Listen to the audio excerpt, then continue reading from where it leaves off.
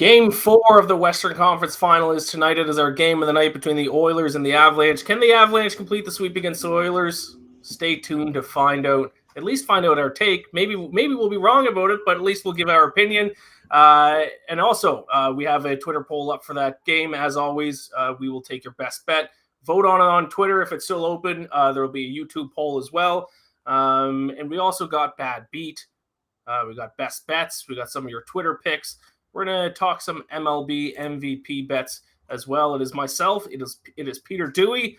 Jump over to YouTube if you're watching this on Twitter, and you can live comment on the show as well, and we'll bring up whether it's a pick, whether you have a question for a game tonight, anything you want to say. But let's dive right into the start of the show, which is Bad Beat of the Day, or I guess Bad Beat of the Night. And I believe there is one in the WNBA. Peter, break it down for us. Yeah, really rough one. And Ian, I just got to say before we get into Bad Beat, surely we won't disagree on any MLB MVP things. We will never disagree in that space. But, and I'm sure you will be unbiased in your picks as well. Of course, as always. But yeah, let's get into Bad Beat. Had a brutal one. If you were on the Las Vegas Aces last night, they were minus 8.5 over at WinBet, and they were up by 9 with 2 seconds left. Ooh. And the Dallas Wings inbound from underneath their basket. Alicia Gray hits a 3, and the Wings are able to cover as 8.5-point underdog. So brutal beat if you were on the Aces. Obviously, WNBA games I've noticed a lot this year. Even the Aces are by far the best team. They haven't been like blowing people out. Like they're winning comfortably, but like it's not like, oh, they're up 30 the entire game. You know, like it's not like we've seen kind of in some of these NBA games. So that's a tough one to get all the way there with 2 seconds left and then give up a 3 is just brutal because it meant nothing to the game at all, other than obviously on the spread. The classic meaningless basket at the end of the game to ruin a cover. Or, every time we talk about Bad Beat of the Night, it'd be a good beat if you're on the other side. That's true. But it seems like more often than not, the majority of people are usually on the bad side of those kinds of bets. So that was a little there's no WNBA action tonight, unfortunately. I think the only thing we got tonight is NHL and a small MLB slate. Really slow sports night tonight, but a lot of WNBA tomorrow, I believe. So can get back on. I think Ben and Reed are on the show tomorrow. I wouldn't be surprised if they have some WNBA picks tomorrow. So definitely will be fun to dive into those. Especially because Ben has been crushing the WNBA picks this season. So if you want some of those, check out Ben. Obviously, follow him on Twitter. But with the small MLB slate tonight, no NBA, it allows us to focus on a little bit of hockey. So let's hockey. We are going to talk a little bit of hockey, but we're going to dive into best bets first. And I believe the community picks today are all centered around Major League Baseball. So I'm excited to dive into these. Let's jump into it right now. Can we jump into the first Twitter pick of the night? This comes from Sean Mitchelson at DeSoxFan24. He says Red Sox Angels under 4.5 in the first 5 innings at plus 116. You're getting a little bit of plus money on that one. Wacha has only given up more than 2 runs once this year, and Thor has only given up 4 all year at home. Sox won on May 3rd 4-0 in Fenway with the exact same pitching matchup. Any thoughts on this game, Peter?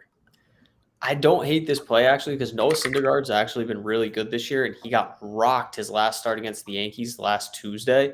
So I wonder if part of the reason that this line has kind of changed a little bit is like a little recency bias on how he pitched. But overall this year, he's been really solid.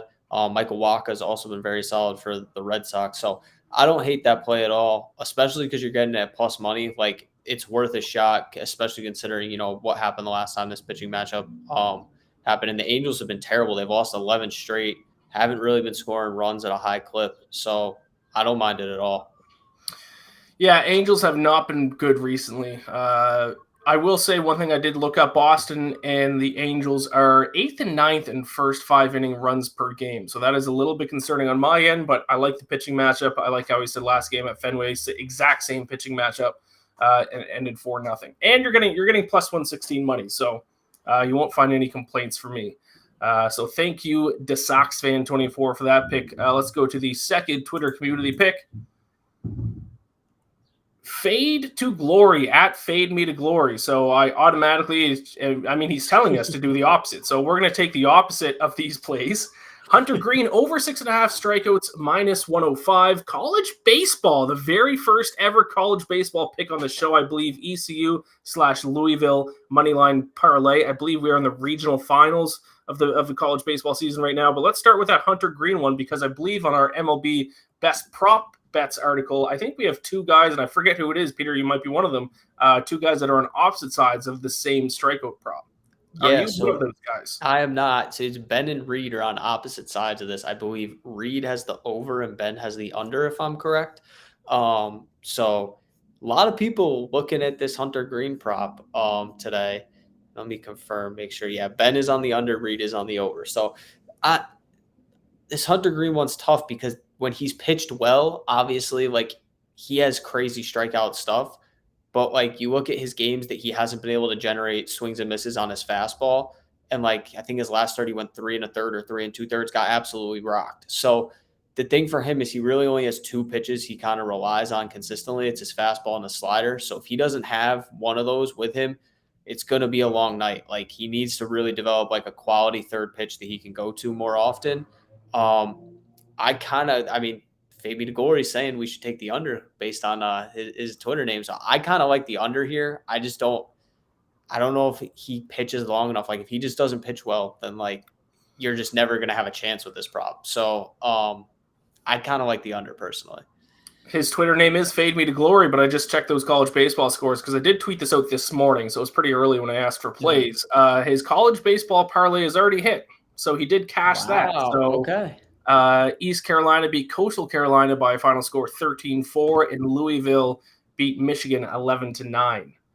So he did cash that little parlay. So congratulations to you, Fade Me to Glory. But now you have now confused me because you're saying Fade Me to Glory, but also your first parlay hit. So I don't know what to do with this Hunter Green prop. Yeah. Who's on his side? Who's on his side? Is it Reed or Ben? Reed's on the over. Yeah, Reed's on the over. So Fade Me to Glory. You and Reed are on the same side tonight. Ben is going to try to fade you to glory and take the under. Let's jump over to the third Twitter pick. Blind Taylor picks at Blind Taylor. D-backs money line is the 1 unit whale lock of the century. Man. Those are big words. Plus 115 right now at WinBet against the Cincinnati Reds. Two teams who started off as probably the two worst teams in Major League Baseball and now have kind of climbed back to the middle of the pack. Of course, producer Joanne will love that pick. Used to work for the D-backs. She will be happy to see that one. Peter, do you have any lean on that one? You generally, when I see two teams that are not great teams, they both have losing records. They're certainly not good teams. Usually I do like to go towards the underdog. So I would generally lean towards the D-backs. And this is the same game as the last prop, Hunter Green, obviously pitching for the Reds. Any thoughts on the money line for this one? Yeah, I don't mind taking the D-backs as an underdog. I actually kind of like the pitching matchup for Cincinnati tomorrow better. So that would be like the time I would want to bet the Reds. The D-backs, I was looking at some stats today for them. Their ERA is kind of dipped. Early in the year, that was kind of carrying them. They weren't hitting the ball as well, and they were pitching really well. Over the last 15 days, their team ERA is just over 4. It's 4.19. Cincinnati, on the other hand, has gotten theirs down to 4.59 over the last 15 days. They were way over 5 for the season. But at the same time, like, this Reds team is like due to regress again. Like, they're just not good. You look at the roster, like Jonathan India is out right now. He's arguably their best offensive player. Like, they're just not that good of a team. So getting Arizona at plus money, like, why not? You're playing arguably the worst team in baseball. D-backs are 3-7 in their last 10, but they've like held their own for the majority of the season. I think they're only 3 games under 500. So I don't mind the play at all. I mean, anytime you can bet against the Reds and actually get plus money on it, I feel like you have to. All right, I like it. Let's switch over to the final pick. Which is actually going to lead right into your first best bet of the night, Peter. I will comment on this one first. Frankie V at The Kid Made This. Blue Jays -1.5, the old run line. He didn't include the juice for that one at WinBet. That would be -120, so still obviously minus odds, but it makes sense because they are going against the Kansas City Royals, one of the worst teams in Major League Baseball. Complete side note, Kansas City is one city, and I will argue to the death about that. Oh no! Oh no! Maybe I'll wait until Kansas City native, well, not native, but he lives there now. Ben is on the show with me, and we can dive back into that argument because that was a good half an hour when we had a meeting once talking about if Kansas City's one city or two cities. It's literally one city. But the Blue Jays are actually in Kansas City. Is it on the Missouri side or is it on the what? Yeah, Missouri or Kansas. Yeah, which side is their stadium? Who knows? They're on the Missouri. They're on the Missouri side, but if it's the same city, are they in both states? That's the question you have to ask yourself. Well, they're on the Missouri side of the one city of Kansas City, but they are on the Missouri side of the city, but they are not on Kansas City, Missouri. All right. Daniel Lynch gets the start for the Royals.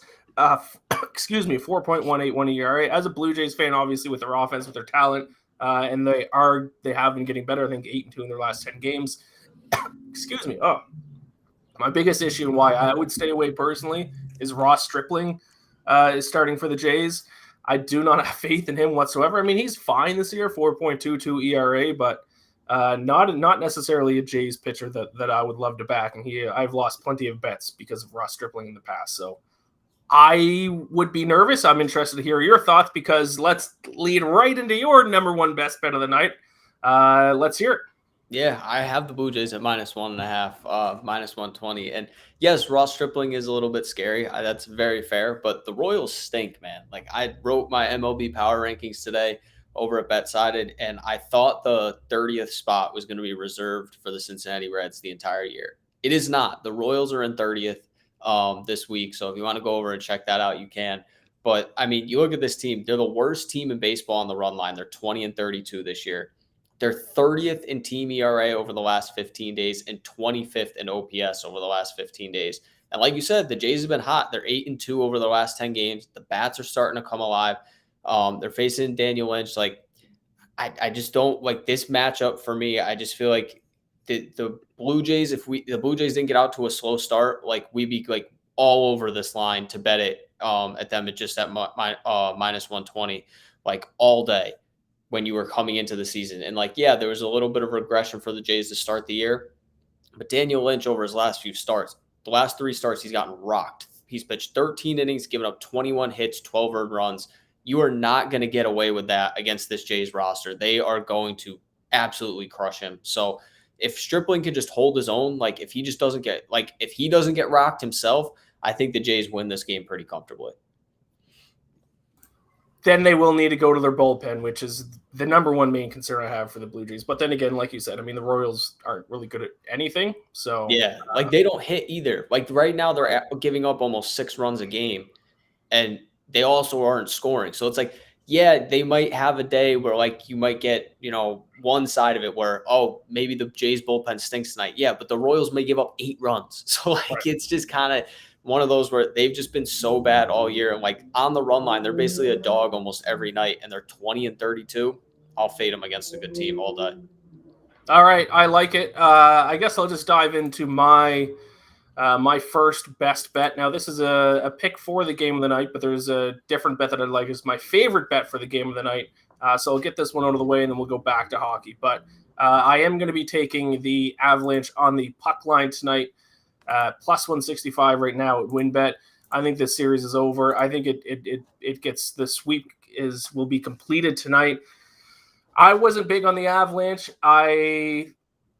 But my thing was I thought there was 2 teams in the Western Conference that could have beat them, and those 2 teams were the Minnesota Wild and the Calgary Flames. I thought those were the 2 teams in the West that really matched up well against the Avalanche, and then the Avalanche didn't have to play against any of them. The Wild lost to the Blues in the first round, and obviously the Flames lost to the Oilers last round.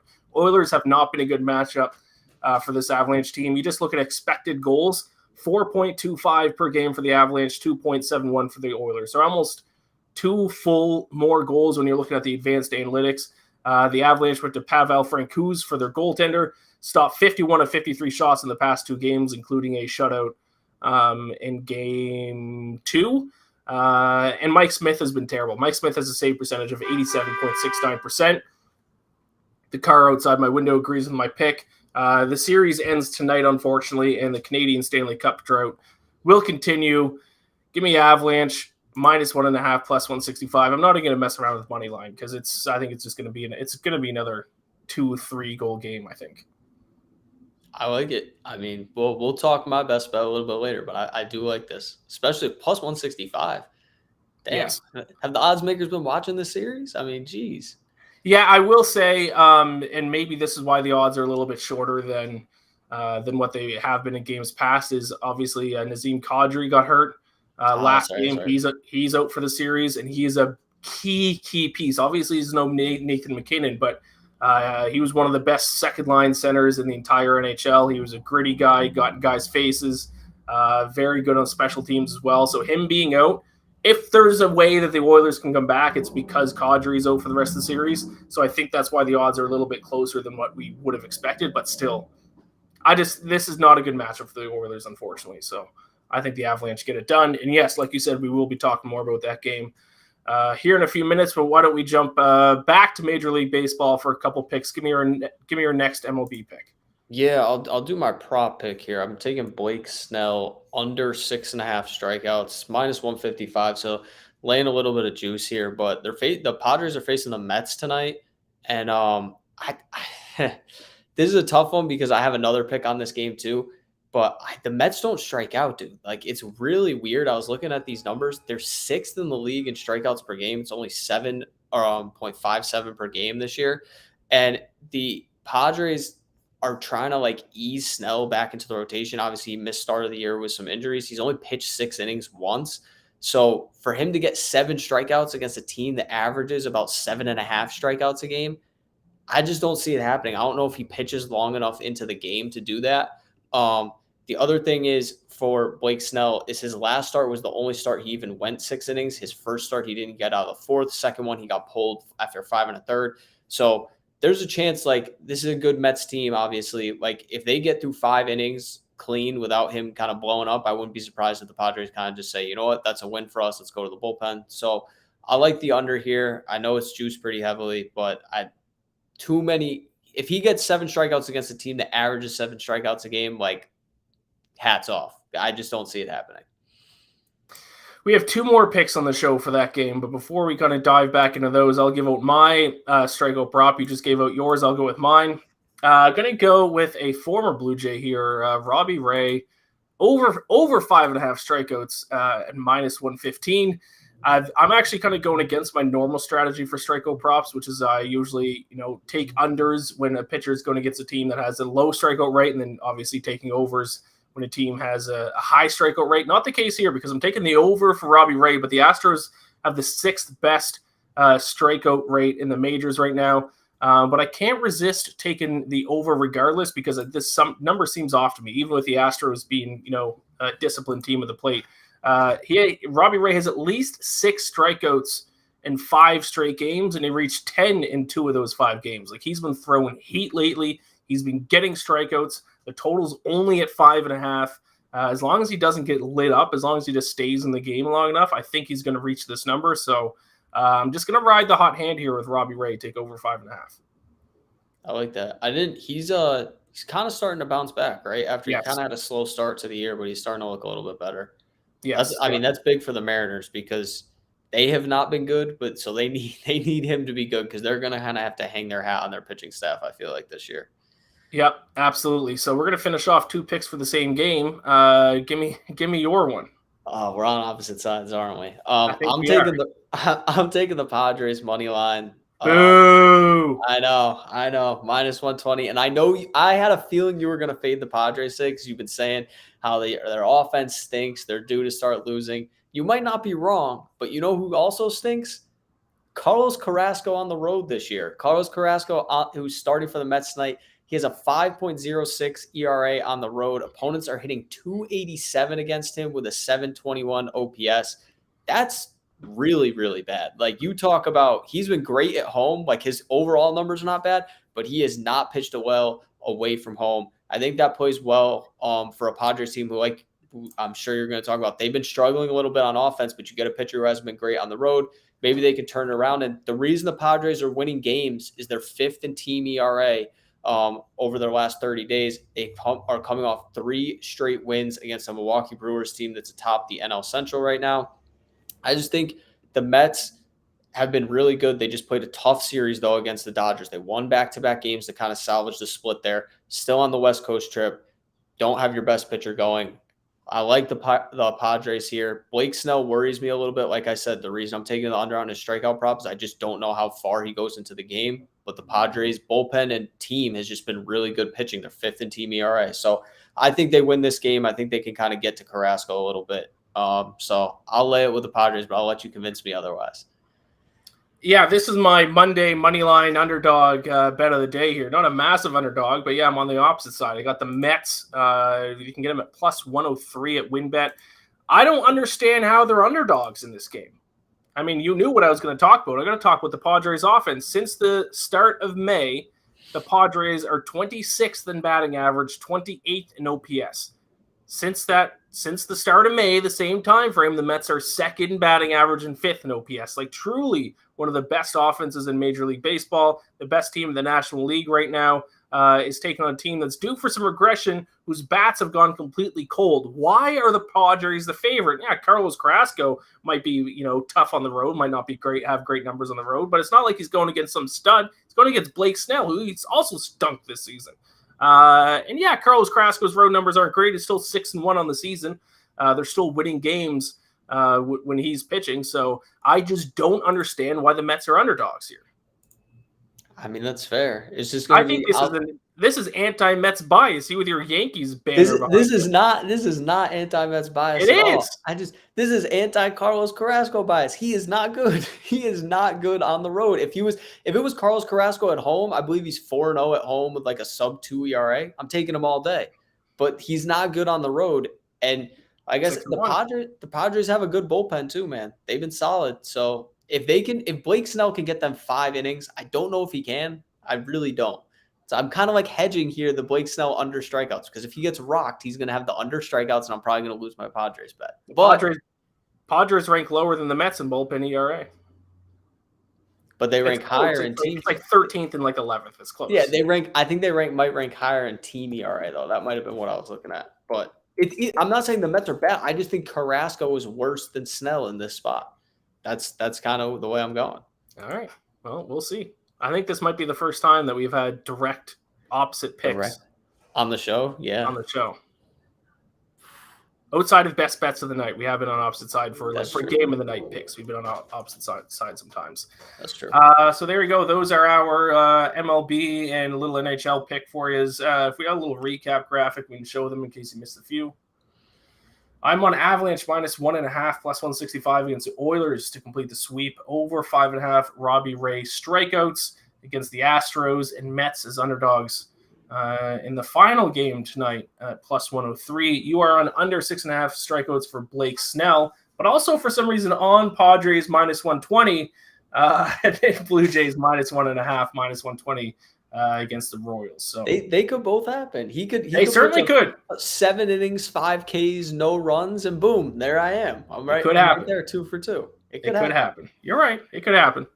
All right, let's dive into some MLB MVP picks. We're going to stick with Major League Baseball here. We might as well go ahead and start with the American League, because every single person knows who you're going to pick to win AL MVP. So go ahead. Let's get it over with while I sit here and roll my eyes and groan. Yeah, I mean, everybody knows who I'm going to pick to win AL MVP, because why wouldn't you pick the best player in baseball? It's going to be Aaron Judge, man. He's now the favorite at WinBet. I roll number 1.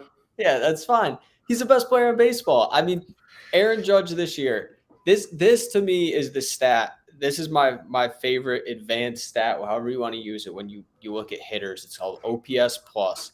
And it ranks every single hitter on a scale of a 100 OPS plus is the league average hitter. Ian, if you want to take a guess of what Aaron Judge's OPS plus this year, because he leads the league, I would love to hear what you think it is. It's 201. 201. He's twice as good as the league average baseball player this season. He's hit 21 home runs, leads the league in runs scored, leads the league in OPS, leads the league in slugging percentage. He's the best player in baseball. Like, it's not particularly close right now. He's on pace to hit 60 home runs. He might hit more than that playing at Yankee Stadium. So, yeah. And the other thing is, it also matters, like baseball, less so than other sports. If your team is good, helps you win the MVP. Obviously, we've seen Mike Trout win MVPs and the Angels don't even make the playoffs. But if Aaron Judge has a year statistically where he is one of, if not, like if he keeps this up, he's going to be the best player in baseball this year. If he stays around this kind of production and the Yankees finish with the best record in baseball, I don't know how you could give the award to anyone else in the American League. It's just going to be extremely tough. And might just be, this is like a little intuition thing, but like obviously Aaron Judge is pissed that the Yankees kind of lowballed him with that contract extension offer.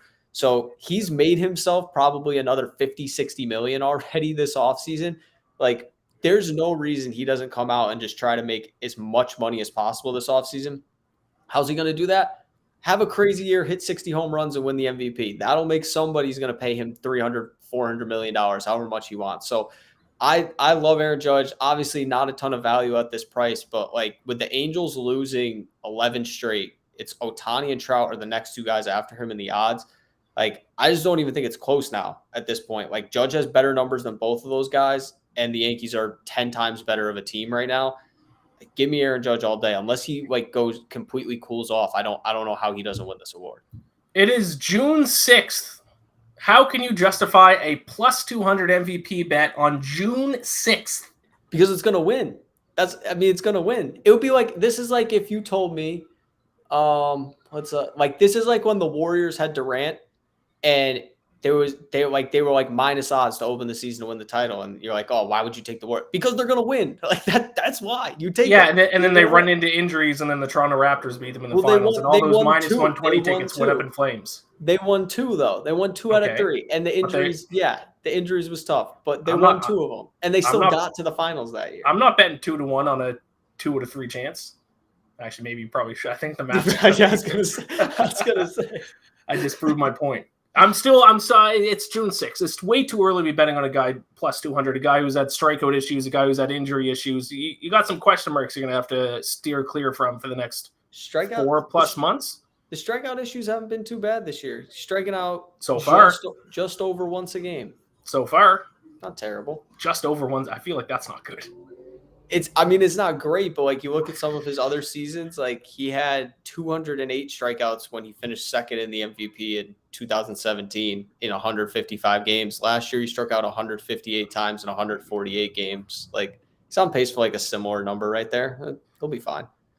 All right, so I'll make an argument. It grosses me out that I have to make this argument because I wanted to pick a Blue Jay, and I was going to obviously try to attack Aaron Judge with Vladimir Guerrero, but to be honest, he's just not putting up the numbers at this point for me to kind of make that argument. So now I have to go against the other team that makes me feel sick, and that's the Boston Red Sox. But it makes me feel a little less sick because they kind of stink this year. But Rafael Devers, 15-1, very, very similar numbers outside of home runs. Much, much, much better value. Listen, if you want a square bet that you're just going to have to, rip up in a couple months anyways because of injuries, go ahead and take Aaron Judge. If you want a guy who has betting value right now, take Rafael Devers at 15-1. You mentioned OPS plus, your favorite stat, advanced stat that you like to cite. How about WAR, wins above replacement? Higher right now than Aaron Judge. That's a fact. And I know that those MVP voters like to look at that stat. Well, right now, Devers ranks above Aaron Judge. That's a fact. It's 2.9 to 2.8. Oh, is that higher or is that not higher? It is higher. I'm no mathematician, but I'm pretty sure 2.9 is higher than 2.8. Is it? Yes, it is. It is. Fair. Fact. 343 batting average, 4th best in majors. 12 home runs, so obviously he doesn't have as many home runs as Aaron Judge, but this isn't the home run leader award. This is MVP. Wins above replacement, quite literally better than Aaron Judge. And my main point, 15-1 as opposed to 2-1, and you're going to get a guy who is better in wins above replacement. Fact. That's fair. You got the guy on the best team in baseball versus a guy who's on a team that's in 4th place in their division. And you said earlier that the MVP award in less than baseball, more than any other sport, goes to a guy on one of the best. Yes, but if the numbers are similar and you have a guy on the best team in baseball and a guy on a team who doesn't make the playoffs, who are you giving it to? You're giving it to the guy whose team had the best record in baseball. Like, and also we talk about like the similar numbers. OPS plus, Judge is 201, Devers is 170. Like Judge has a better slugging percentage, better on base percentage. Like Devers is hitting for better average than him. But I mean, Judge is leading the league in these numbers. The only thing Devers has on him is the WAR, and it's by 0.1. Wins above by replacement. 0.1. I guarantee you. Is that a higher number or not a higher number? I guarantee you by the end of the year, Aaron Judge has a higher wins above replacement than Rafael Devers. I guarantee it. Yeah, he's going to miss 50 games due to injury. Then that would lower his WAR. All right. I guarantee it. Give me the Charles Barkley button. I guarantee. Yes, because Charles Barkley's right about those guarantees. All right, let's move on to National League. Go ahead and give me your pick to win NL MVP. I hope it's a little bit better value than I got 2-1 on June 6th. Yeah, I mean, you asked for value. I got it for you. It's a Ronald Acuna plus 2,000 to win National League MVP. Obviously, Acuna didn't start the year because he was hurt coming back from the ACL. But since he's come back, really been hitting the cover off the ball. He's hitting .313. Only has 3 homers, but slugging .475, 408 on base percentage in 26 games. More importantly, the Braves are 15-11 in the 26 games that Acuna's played this year. They're now back over 500. The Braves started out really, really slow. They've started to come on. They're 7-3 in their last 10 games. A lot of that is because Ronald Acuna is kind of back in the lineup every single day. I think the Braves are kind of a sneaky team. I think it's going to be tough for them to catch the Mets with how the Mets started this year. And obviously DeGrom and Scherzer are going to come back at some point in the middle of the summer. But don't sleep on the Braves. I think they could get that top wild card spot possibly in the National League. If the Padres regress like you think they're going to, I don't really see anybody else that's that much better than the Braves where they can't get there. Obviously, the concern for them is more so their pitching staff.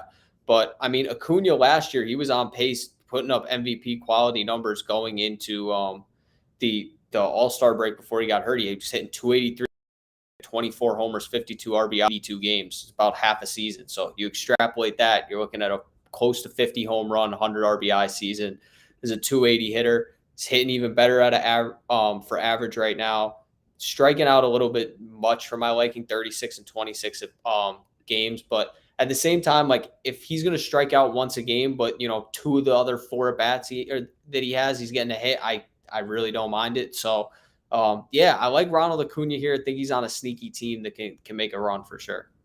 I won't argue too much against that one. I like that one. Like you said, he's been playing well. If he had a full season with the exact same numbers and pace that he's on right now, his odds would be he'd be one near the top of the odds list. So exactly, he's missed like half the season. So if you put him, if he had 6 homers right now and 6 homers, 30 RBIs, and was hitting .315, and the Braves were 5 games over 500, we might see him at plus 1,000. So yeah, I don't mind it. All right, I won't argue with that one. Mine a little bit shorter odds. I'm gonna go Paul Goldschmidt at 8-1 right now. He has been fantastic. .343 batting average, best in the National League. .423 on base percentage, best in the National League. 1.031 OPS, best in the National League. 3.1 WAR, 4th best in the National League. So not the best, but still pretty good, right up there. So give me Paul Goldschmidt 8-1. I kind of forgot about him, to be honest.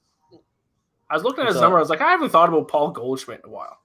He's been fantastic. He had that 25-game, 23-game hitting streak. Yeah. I like this pick a lot. On a good team, Cardinals are only a half a game out in the NL Central. Those numbers sounded a lot similar to someone else that we mentioned earlier in the show. So, yeah, I agree with this one. Well, except for 3.1 WAR. Oh, yeah, that's right. He does have a better WAR. He has a better WAR than Aaron Judge. I would give credit where credit's due. It's hard to have a better WAR, though, when you're Aaron Judge, when your pitching staff is the best in baseball. It's, only so much winning you can do. Yankees so much. Only so much winning you can do. You can look at the poster behind me if you want to see about the Are you going to write in 2022 on that poster if they win this year, the Yankees? I might have to. Or I might just have to order another one. You never know. The only thing I'll say is the only part of me that's rooting for the Yankees is if it's a Yankees-Mets World Series, because that'd be kind of cool to be in New York during that. Yeah, that would be really cool. That would be sick. That would be cool. Honestly, I would prefer that over Yankees. I don't want to play the Dodgers. I'm No, tired of the Dodgers. Get them out. Yeah, tired of the Dodgers. All right. So there are our picks. You were on Aaron Judge in the AL at 2-1 for some reason, giving out a 2-1 MVP pick on June 6th. But then you gained my respect back a little bit with Ronald Acuna to win NL MVP at 20-1. I got Rafael Devers 15-1 and Paul Goldschmidt in the NL 8-1. Let's dive into our game of the night. I think this is only the second time that an NHL game has been game of the night since now the NBA playoffs. They're all soft and they need to take 2 nights off in between games, which is ridiculous. The NHL does not do that.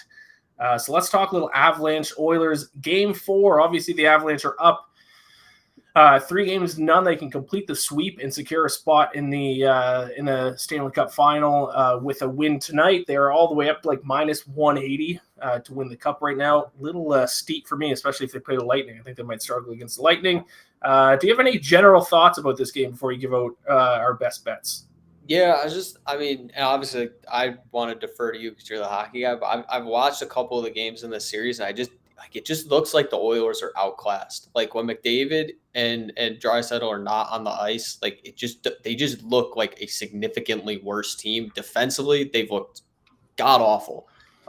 Like Mike Smith has not been good, but he's also getting peppered with like 40 plus shots every single game. So it's like there's only so much you can put the blame on him for. Like the Oilers, they got away with like in the Flame series, kind of just playing their like paced offensive style, score as many goals as you want. Like you just can't do this against this Avalanche team. Like they're allowing the fewest expected goals per game in the playoffs. So to me, like as a non like hockey bettor and like just somebody just watching the game for just like face value, like I'm like, you can tell like the Avalanche look like the much better team in this. So that's kind of where I'm leaning in this game and kind of obviously this series now with it being 3-0, but interested for your thoughts for sure. One thing I'll say about this series, and I'll give out my best bet for the game here in a second. Especially after game 1, I just thought it was going to be an offensive shootout every game because like I think they combined for like 37 high danger scoring chances in game 1. Has not been the case since then. The games have kind of, even though some of them obviously, goals have been scored, a little bit more defensive because their average high danger scoring chances per game now have dropped down to 14 for the Avalanche and 13.33 for the Oilers. Even with game 1, I think they had like 19 and 18 or something like that. So that was a little bit surprising to see. I think I bet on the over both in game 2 and game 3, expecting that to happen. Off it tonight, like I said earlier, I am on Avalanche Puckline. I think they get it done. But my favorite bet is Mike Smith over 32.5 saves. Now, my biggest concern with this bet is obviously if he gets pulled because he has not had a good series. If he lets in a couple early goals, it could just yank him, and then this bet's dead. But in the last 2 games, he has 36 saves and 39 saves. The Avalanche are averaging 39.59 shots on goal per game in the playoffs, 43.33 shots on net per game in this series. So as long as he doesn't get pulled, like I think the Avalanche are going to get the shots. As long as he doesn't like allow 10 goals, like I think he's going to go over this mark. And I've actually been sneakily betting on a lot of goalie save props throughout the playoffs. I haven't, made a lot of them public because it's not a bet I've ever placed before, save props. But I've done pretty well with them, so I like this one quite a bit. The Avalanche are just average, like I said, 43.33 shots on net per game in this series, and you can get the over Mike Smith saves at 32.5. So that is my best bet for game 4 tonight, but I'm also on Avalanche minus 1.5 at plus 165. Like I said, they could just pepper Mike Smith and he gets yanked. I think he will be on a short leash tonight, so that does give me a little bit of a concern. But as long as he stays in there, I think he hits the over. Yeah, I like that play a lot, and I'll get my best bet in a second. But like, this is the thing I'm interested in because you said he might be on a short leash, but like for me, it's like you just went 3 games down 3-0 and you kind of just rode him those 3 games. Like, what is the cause for the short leash in this game? Like, I know the series could almost be over, but like, shouldn't have the short leash been like game 3? Maybe like, you're right. To me at this point, I'm kind of like, they've just kind of gone down with the ship, which is fine. But it's like, what is the use in if he gets peppered with shots and he gives up a couple early goals? Like, it's like, yeah, what are we going to do? We're going to pull him now. Like we already dug ourselves this 3-0 hole. Like we might as well just ride with our guy. Maybe that like I'm thinking wrong, but like that's kind of why I love this play for you. Like I feel like if they were going to make a change, they should have already made it. I mean, he is the better goaltender, but I mean, if you're down 3-0 in the series, you get down 2-3-0 early. Sometimes changing the goalie isn't even about like putting in the better of the two goalies. Sometimes it just needs to be like a momentum shift for your team. Yeah. And sometimes it works. So even though they're going to ride him at least at the start, what else are you going to do if you're down 2-0, 3-0 early? Like, you got to try something. Like, you're throwing up Hail Marys at this point. Change your goaltender and see if that somehow gives your team a little bit of a momentum shift. So that's fair. Yeah, that makes sense. For my best bet, I'm taking the Avalanche to win. I got them at -135, I believe it was. Yeah, -135. Like I mentioned a little bit earlier, they're allowing the fewest expected goals per game in the postseason, which obviously is going to matter against the Oilers team that really is hanging their hat completely on the offensive side of the ice. And then the thing is, too, like Smith's averaging he's allowing 3.18 goals per game in the playoffs. Ian, you mentioned how many he's allowing in the series. Like, I just think this Colorado team is too good to kind of mess around here and let this go more than 4 games. Like, maybe it gets back to game 5. I just don't see it. Like the Oilers, I thought their chance was game 3. You get the McDavid goal 38 seconds into the game. And I was kind of like, hey, like they might be able to come, punch for punch. Like, let's win our 2 games at home. And then they immediately like tank the rest of the first period. They go on to lose 4-2. Like, I just think the Avalanche are the better team at this point. I don't think they mess around. I think for them to win this game, get the rest, maybe you have a chance Kadri can come back for the Stanley Cup. I know hockey guys are nuts with injuries. They just play through whatever. I don't know if it's going to be possible for him because I think he broke his arm. But like if I'm them, I'm like, hey, let's rest up because the Rangers Lightning series looks like it's going to be kind of a battle. Don't like the other thing I think about, and it's kind of similar in the NBA, like don't give a player like Connor McDavid like a chance. Don't give him any life. Like don't let this get to 3-1. And then, they won game 5 and it's 3-2. Like, don't even give them a chance. At this point, like you have them, like just step on their throat. That's the series. I don't think they mess around tonight. Yeah, obviously I agree with you if I'm on the Avalanche puck line. So a little bit of the safer bet going money line. I mean, if it goes to overtime, then you should be good. I mean, obviously if it goes to overtime, my bet will be lost. But yeah, so there you go. We agree on we agree on this game. So I guess Oilers money line is probably the play. Well, one of us is going to be right in Mets Padres. Hopefully, yes. We're both right in this one. That's just the way you got to look at it. Let's have a clean sweep with the picks for the show today, except for Mets win, Padres lose. So I guess you won't be allowed to sweep. Any other thoughts about the game? Do you think the Avalanche win the Cup? I don't know. For personally, I'm hoping the Rangers win the Cup because I have them in our pool, our BetSided pool. But I have them playing the Avalanche, so like I will take an Avalanche Cup because like I don't know if the Rangers are even going to get there. Game 3 was kind of rough yesterday. I was a little disappointed by that one. So I wouldn't bet them right now what their number is. It's too like I think if they play the Lightning, I would wait until like maybe they lose game 1 or something. Like I wouldn't touch that with a 10-foot pole right now. All right, well, let's take a look at who the community, because this was our game of the night, who the community picked, and the poll results are in. They are, not surprisingly, I could have guessed this, they are also on the Avalanche. So I'm on the Avalanche, you're on the Avalanche, community's on the Avalanche, bet the Oilers. I mean, now there was no way the Oilers don't Surely nothing could go wrong tonight. Surely nothing could go wrong. I did see a stat today. Let me see if I can bring it up. I thought it was pretty interesting because the Avalanche obviously swept the Predators in the first round. Here it is. The Avalanche are seeking to sweep the Oilers and reach Stanley Cup final for the 3rd time in team history. If they sweep tonight, they will be the first team since the mighty Ducks of Anaheim back in 2003 to have 2 sweeps in one postseason.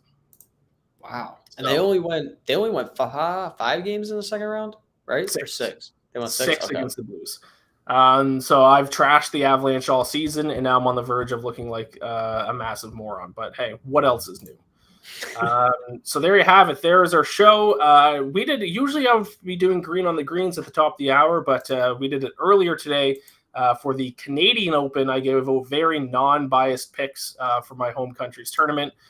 So check that out right as soon as we're done this show here. That episode is fully up.